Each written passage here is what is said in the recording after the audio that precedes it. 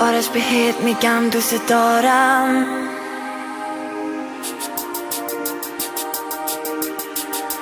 تو این دنیا فقط تو رو دارم. آرش بی تو من تنهایم، گوشت با من باشه تو رو دوست دارم.